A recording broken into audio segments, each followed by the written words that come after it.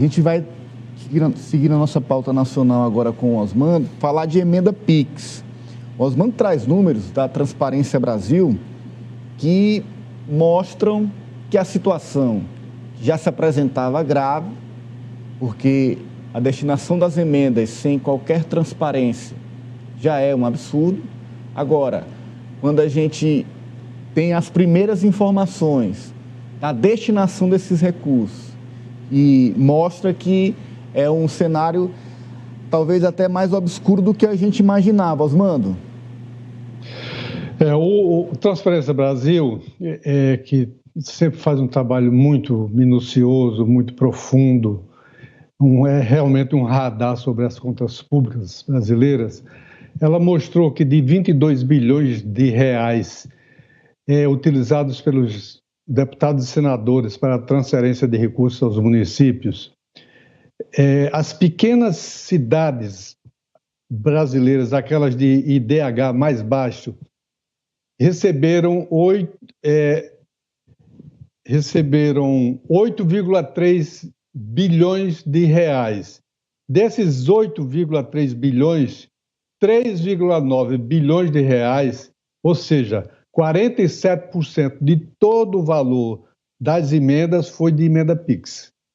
O que é isso? São as emendas que chegam no município sem apresentação de qualquer projeto, sem indicação para onde o valor, aquele dinheiro será aplicado, e que também, ao contrário das outras emendas, que exigem projeto, exigem também um relatório de atualização, de prestação de contas do andamento da obra. Então, para fugir dessa obrigação de projeto e de apresentar relatório justificando a aplicação desses valores e a obra que está e sendo mostrada a obra que está sendo realizada, eles utilizam a chamada emenda PIX, e que nessas cidades foi a metade de todo o valor destinado.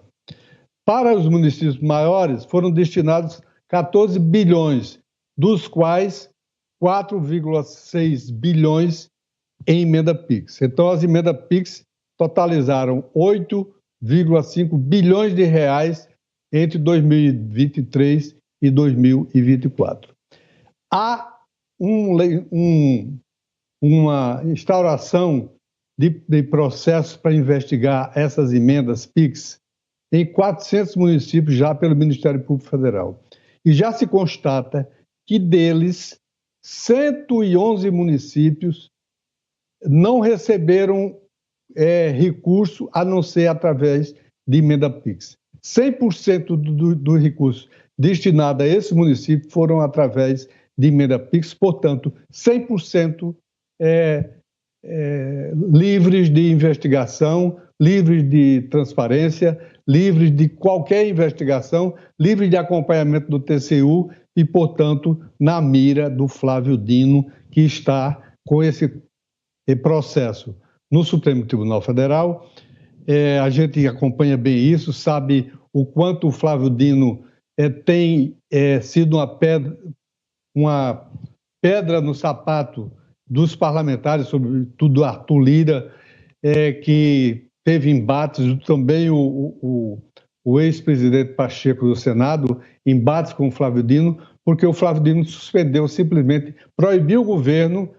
E outro detalhe é o seguinte: essas emendas, elas são obrigatórias, elas são impositivas. O governo federal não pode se recusar a transferir esse dinheiro das emendas PIX para o município. Por isso, o Flávio Dino determinou a suspensão, proibiu o governo de fazer a transferência, e aí tem esse embate que ele teve com a Câmara e com o Senado, e que as investigações prosseguem, e o Ministério Público Federal está dando uma contribuição muito grande, porque ao instaurar 400 investigações, ele está ajudando o ministro a esclarecer de que forma esse dinheiro é usado e se foi usado e se foi desviado para benefício de eleitores, de partidários desses parlamentares Brasil afora.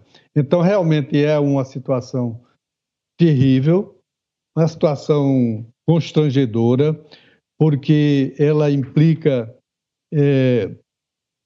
em a gente ver que o dinheiro público, estamos falando de bilhões de reais, de 22 bilhões de reais, pode ser utilizado a bel prazer dos parlamentares, sem qualquer investigação, sem qualquer comprovação de uso em benefício da população.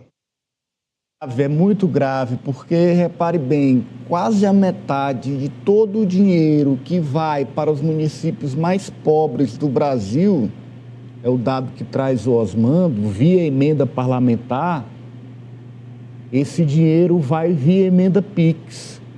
Quase 50% de todo o dinheiro que os parlamentares mandam, aqueles municípios mais pobres, com menor IDH, chegou via emenda PIX, o que chega sem transparência e abre margem para desvios, Alessio.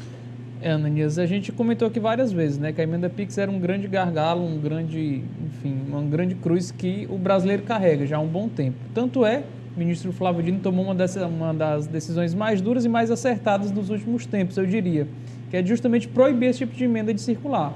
Eu acho que quando você não tem o mínimo de transparência de para onde vai aquele dinheiro, de onde está sendo usado, quem está recebendo, não deveria de fato ser utilizado. E aí eu saio em defesa do ministro, porque há muito esse disse-me-disse, de que os deputados estão insatisfeitos com o governo por conta disso também, de que não atuou frente ao STF nesse diálogo para tentar destravar essas emendas, mas eu concordo, tem que estar bloqueado enquanto não tiver o mínimo possível de transparência, porque existem casos, a gente tem conhecimento de casos em que cidades em que, por exemplo, toda uma cidade teria trocado uma dentadura, sendo que a gente sabe que não existe uma população inteira que use dentadura em uma só cidade, né? Desdentada.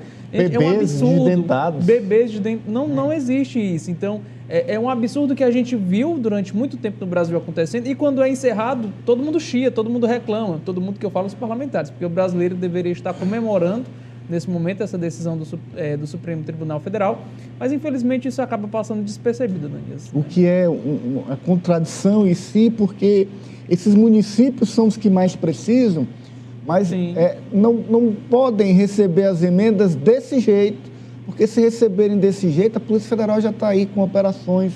É você tirar dinheiro de quem está precisando, via desvio, mais daquele dinheiro no país, França. Sim, Ananias, e uma das figuras que tem aparecido, e muito nas investigações da Polícia Federal que envolvem a suspeita de desvios de emendas parlamentares, é o Josimar Maranhãozinho, que é o presidente do PL do Maranhão. Inclusive, uma das denúncias que veio à tona nesse final de semana envolvem ele e o senador do PL de Tocantins, o Eduardo Gomes, que estaria cobrando ali numa gravação através de um ex-assessor o repasse de R$1.300.000 e queria ali o repasse imediato de R$150.000 para uma viagem. Esse é um dos casos, né? Um dos casos. Aí você imagina um senador supostamente cobrando um repasse imediato de R$150.000 em uma transação que envolve ali o deputado de um dos estados mais pobres da federação, que é o Maranhão, de uma emenda para um município também